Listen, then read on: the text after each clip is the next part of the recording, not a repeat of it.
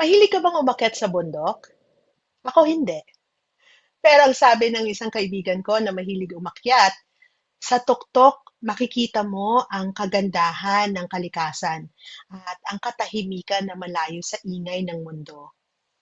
Magandang araw, ako si Mimi Palatino mula sa Seeds of Love online community.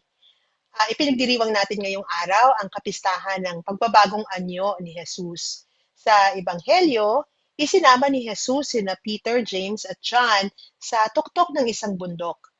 Doon nagbago ang kanyang anyo, ang kanyang mukha ay nagningning na parang araw, ang kanyang suot ay naging kasing puti ng liwanag.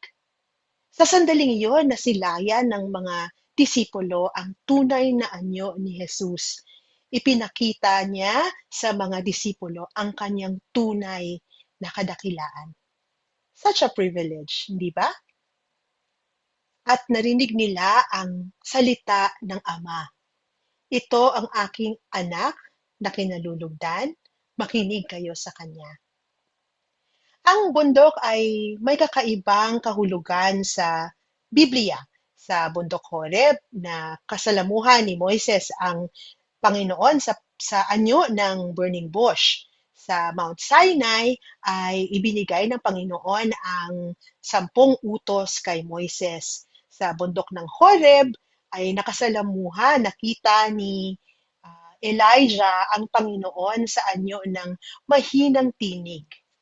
May kakaiba sa pag-akyat, sa paglayo sa tunay na buhay, sa pag-akyat sa bundok ay mas nasisilayan at nararamdaman ang kabanalan ng Panginoon.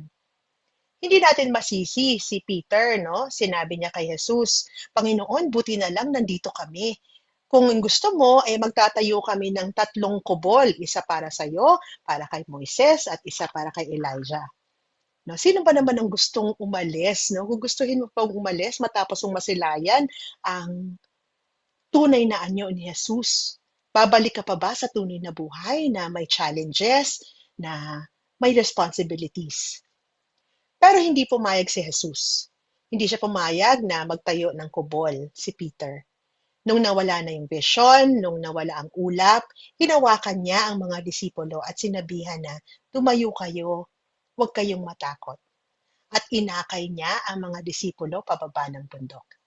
Hindi niya iniwan sa bundok, hindi niya pinauna ang mga disipulo. Inakay niya, sinamahan niya pababa ng bundok. Ang unang paalala sa atin ng Ebanghelyo ngayong araw ay pahalagahan ang ating panahon sa bundok. Ito ang panahon ng taimtim na pakikipag-usap sa Panginoon, sa taimtim na pagdarasal, sa pakikipag-usap sa Kanya, sa Adoration Chapel, sa pag-ising ng maaga, araw-araw, at para magdasal, no? Bago simulan ang araw o bago pa magising ang lahat ng tao sa bahay, pwede rin ito sa tuwing pag nagsisimba, pag nagbabasa ng Biblia. Pahalagahan natin ang panahong ito na tayo ay nakikipag-usap sa Panginoon, sapagkat ito ang ating magiging baon sa pagharap sa buhay.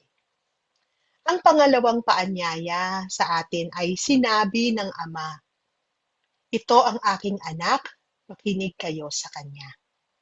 Makinig tayo sa Panginoon. At sinabi ni Jesus na tumayo kayo, huwag kayong matakot. Katulad ng pag-akay ni Jesus sa mga disipulo pababa ng bundok, kasama natin ang Panginoon sa pagharap sa buhay. Kasama natin siya na sa pakikipagbaka sa ating buhay.